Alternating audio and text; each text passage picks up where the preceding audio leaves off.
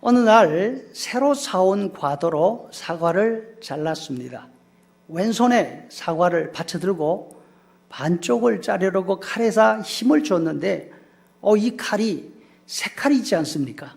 너무 잘 들어서 사과를 자르는 데서 그치지 않고 그만 사과를 잡고 있던 왼손 검지손가락까지 잘라버렸습니다. 금세 피가 뚝뚝 떨어집니다. 순간 어떻게 하죠? 아이고, 이 상처를 어떻게 해? 또 며칠 고생해야 되겠네. 아이 참. 이렇게 생각하면서 푹 베인 상처를 붙들고 응급상자를 찾았습니다.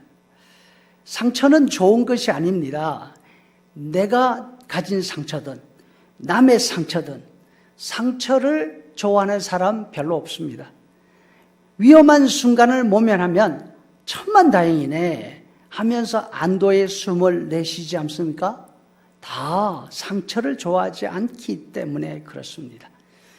또 회사에서 직원을 뽑을 때 혹은 며느리나 사위 등 가정에 들어올 새 사람을 선정할 때 가능한 한 상처가 없는 사람들을 원합니다. 상처가 많은 사람은 그 상처가 다 아무렇다 하더라도 혹시 모난 부분이 남아있어서 옹이가 남아있어서 성격에 어떤 문제가 있지 않을까 염려하는 것이기 때문이죠. 그런데 우리가 좋아하는 헨리 나우에는 상처에 대해서 좀 다른 생각을 가지고 계셨습니다. 그는 예수님을 가리켜 상처 입은 치료자라 이렇게 말했습니다.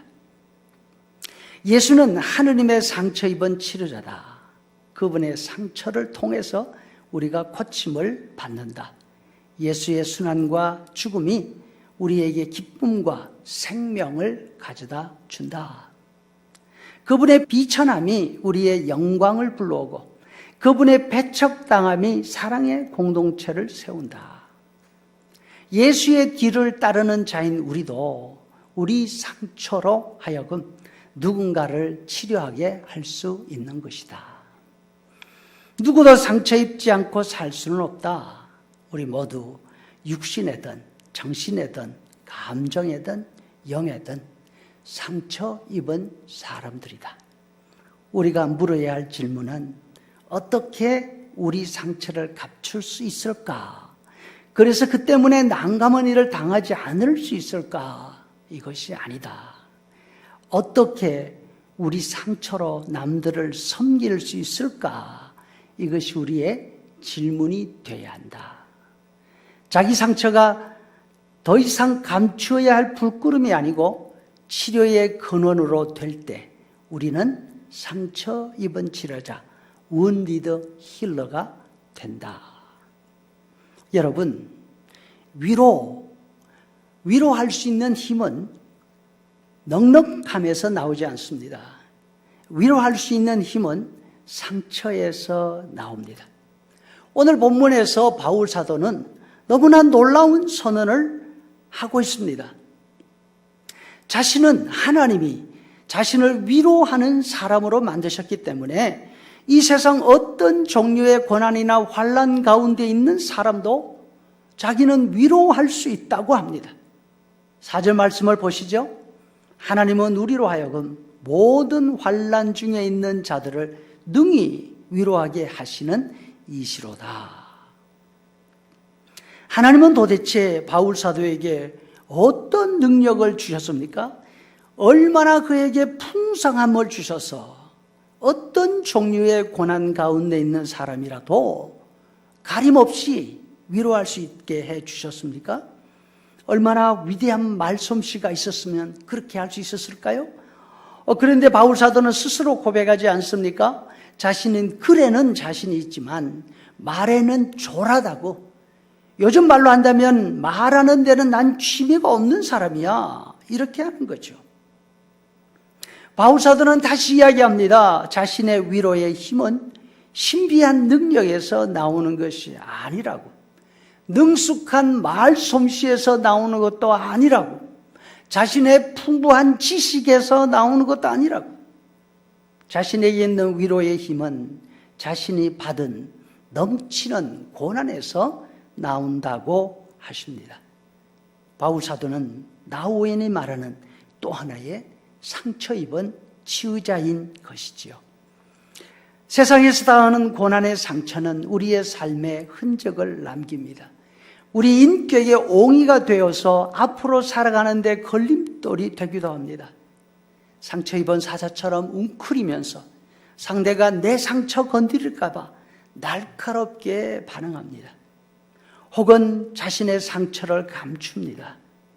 과거의 상처가 드러나면 강력하게 부정합니다. 난 그런 사람 아니야. 나한테 그런 상처 절대로 없어. 그러나 이렇게 괴롭게 힘든 상처 가운데서 하나님의 은혜, 하나님의 위로를 발견하고 체험한다면 그 상처는 위로하는 힘이 됩니다. 능력이 되는 것입니다.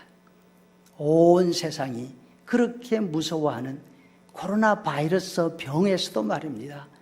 그 병에 걸리면 죽을 고생하지만 일단 치료받아 나으면 그 상처에서 저항력이 길러진다 하지 않습니까?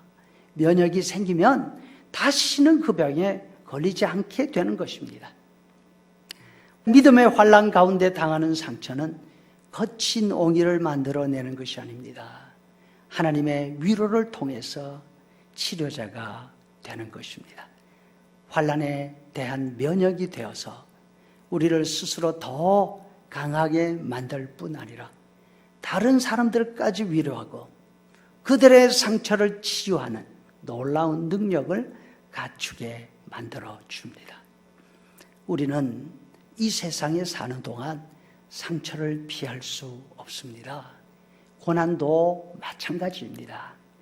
고난이나 상처를 피하려고 하지 말고 그 고난을 통해서 하나님의 위로를 경험할 수 있기를 간절히 바랍니다. 그래서 바울처럼 나는 넘치는 내 고난을 통해서 하나님의 위로를 넘치게 받았습니다. 그래서 나는 이제 하나님의 그 위로로 다른 사람들을 위로할 것입니다. 이렇게 선언할 수 있기를 바랍니다.